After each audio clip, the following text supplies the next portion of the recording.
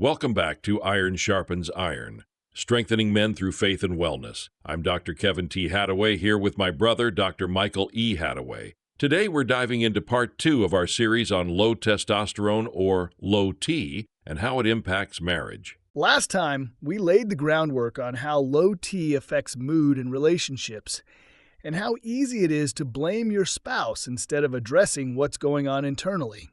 Exactly. So today we're moving from theory to practice. What can couples do to tackle these challenges head-on, using practical strategies rooted in biblical wisdom and a lot of empathy? Episode 2, Practical Strategies for Low T and Marriage. Let's start with the basics. In our last episode, we highlighted 1 Peter 3:7, which calls husbands to live with their wives in an understanding way. But what does that really look like in the day-to-day? Well, the foundation really is open and honest communication. A husband should feel safe enough to say, "Hey, I'm not myself lately. I'm struggling with some things, and I think it might be low T." Absolutely. That level of vulnerability can be tough for anyone, especially men who might feel pressure to stay strong or appear stoic. And that's why it's crucial for wives to create space for open dialogue, to respond with empathy and understanding rather than judgment or dismissal. Exactly. A big part of this is active listening, really tuning in to what's being said verbally and non-verbally without immediately jumping in with solutions. Right. Active listening means putting aside your assumptions and reactions just to fully hear your spouse's experience. A simple, "What's been the hardest part of this for you?" can go a long way. And asking questions like that shows genuine care and a willingness to understand his perspective.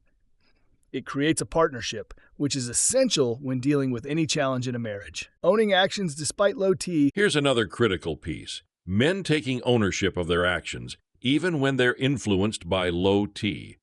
Just because your testosterone is low doesn't mean it's an excuse to be disrespectful. Absolutely.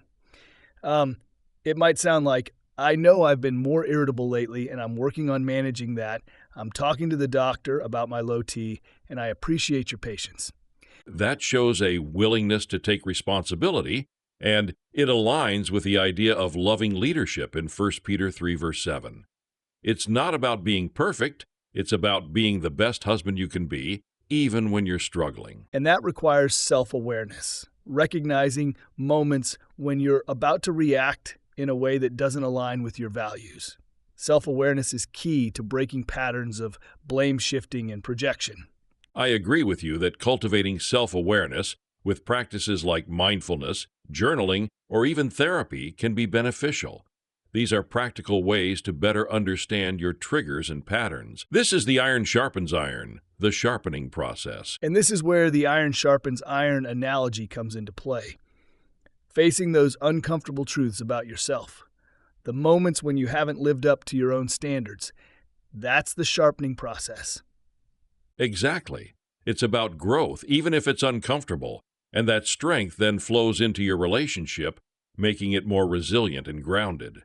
So true. Challenges when faced together become opportunities for deeper connection and growth as a couple. You're shifting from you versus me to us against the problem. Practical coping mechanisms. Let's talk about some specific tools and strategies for navigating the day-to-day challenges of low T. Iron Sharpens Iron emphasizes the power of shared activities that boost mood and energy levels. Yeah, it sounds simple. But sometimes just getting outside together, going for a walk, or trying a new hobby can make a huge difference. It shifts focus from the problem to shared positive experiences. And it doesn't have to be extravagant. It could be as simple as cooking a meal together or taking a dance class. The key is to find something that you both enjoy and that helps you connect on a deeper level. Those shared experiences can create positive memories in the midst of challenges. It's about actively creating joy and connection in your relationship rather than just focusing on the problem. Exactly. And speaking of focusing on the positive, practicing gratitude is another powerful coping mechanism. Taking time each day to acknowledge what you appreciate about each other can have a profound impact. It really can. Gratitude helps reframe your perspective, focusing on the good instead of getting caught up in the negatives. It could be as simple as sharing 3 things you're grateful for at the end of each day, or even starting a gratitude journal together. Let's talk about stress-reducing techniques. Alongside gratitude, stress-reducing techniques like mindfulness meditation or deep breathing exercises can be game changers, especially during those tense moments. Definitely. These techniques can be practiced alone or together. Imagine taking a few minutes each evening to do deep breathing exercises as a couple. It creates a sense of calm and connection that carries you through the harder times. Right? And these moments remind you that you're not tackling this alone, you have each other. Let's review seeking community and professional support. Lastly, never underestimate the power of community and professional support. Sometimes working with a therapist or counselor can be incredibly valuable for navigating complex challenges like low T in a marriage. Absolutely. A therapist or pastoral counselor provides objective perspectives, helps identify unhealthy patterns, and develops effective communication strategies. Community is another key ingredient. A support network, whether a men's church group or an online forum, can make a world of difference. It's about finding people who understand, have walked a similar path, and can offer encouragement and support. Hearing other couples say, "We've been there and we made it through," can be the boost of hope and motivation needed to keep going.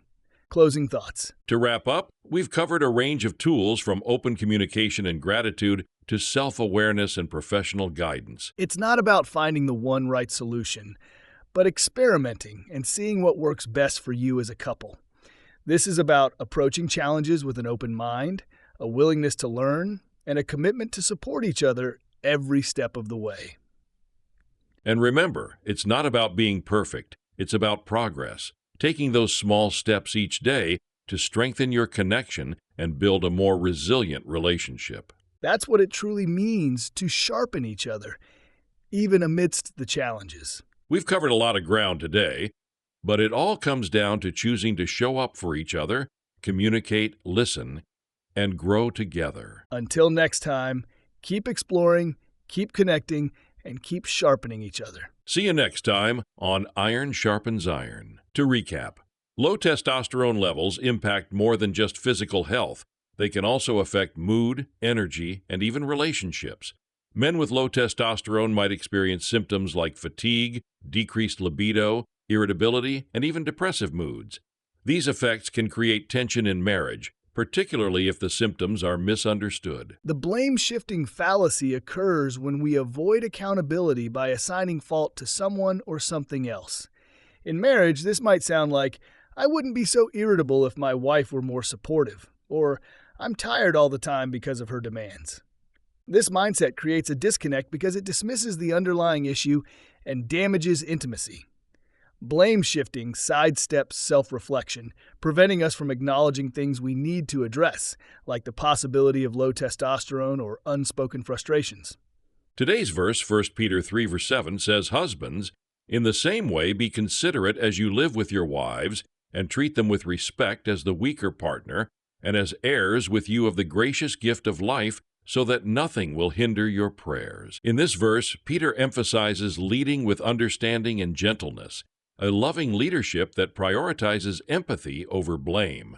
When we stop shifting responsibility, we're more likely to address health issues like low testosterone.